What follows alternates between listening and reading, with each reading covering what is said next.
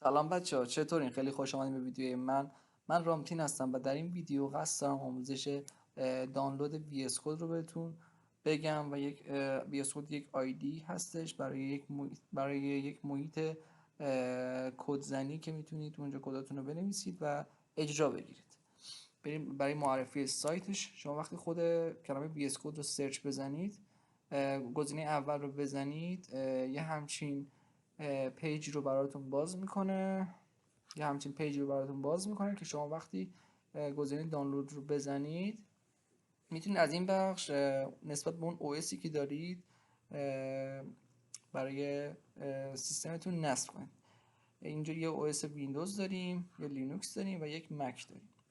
برای اینکه ویدیو تایمش زیاد نشه، شما میتونید با استفاده از قسمت داکیومنشن ها ستاپش رو اینستال کنید. وقتی روی بخش ستاپ کلیک میکنید، برای او اس لینوکس، مک و ویندوز ستاپش رو میاره که میتونید طبق آموزشی که داره اونو نصب کنید.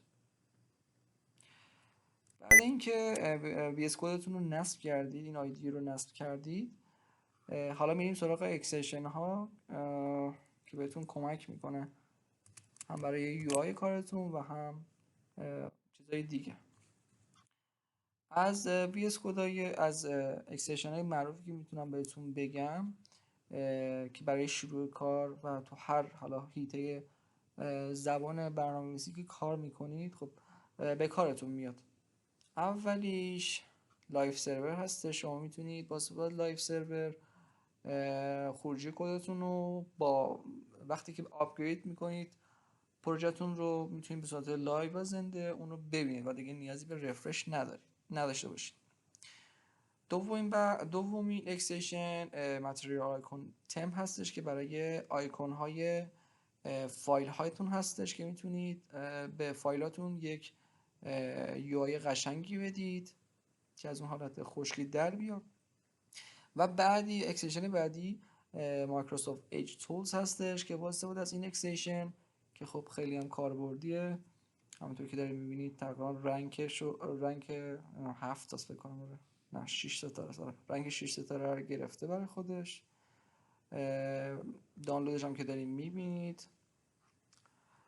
بنابراین میتونید از این اکستنشن استفاده کنید و نحوش اینه که شما وقتی که پروژهتون رو بردین بالا، شما میتونید اینجا همونجوری که اینجا داره نمایش میده میتونید روی خود وی اس کدتون آیدیتون ریزالت کارتون رو ببینید، با این تفاوت که دیگه اینجا لایو نیست و میتونید با رفرش اون آپگریدی که روی پروژهتون کردین رو ببینید.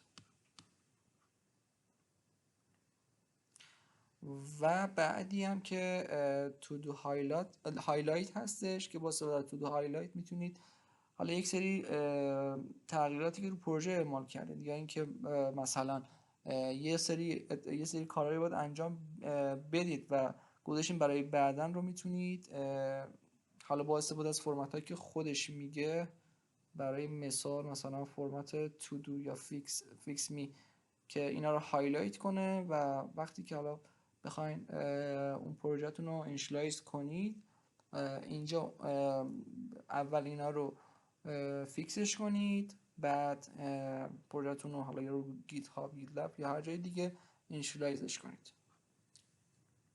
خب دیگه برای شروع و خب یه چیز جامع همینه به نظر من کافیه. و خب بذار بریم لایف سرورم بهتون بگم که چی جوری کار میکنه، بعد ویدیو رو تموم کنیم که دیگه حداقل 5 دقیقه ویدیو بشه، بیشتر از این نشه. خیلی خوب، ببینید من مثلا الان اینجا یه تگ اچ دارم و یک تگ پی. برای استفاده از اینو من که اکستنشن هم میبندم، و پروژه رو میارم بالا تا ازش خروجی بگیرم.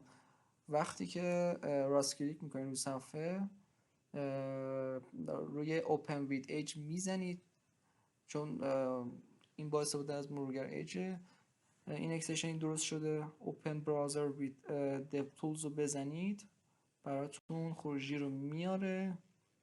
خروجی هم کنسول لاک هستش و هم اون صفحه که این بالا هم که همون رفرشی که بهتون گفتم، هر تغییراتی که اعمال بدین این صفحه براتون میگیره. مثلا من H1 رو کامنت میکنم اینجا، وقتی رفرشش کنم صفحه میاره.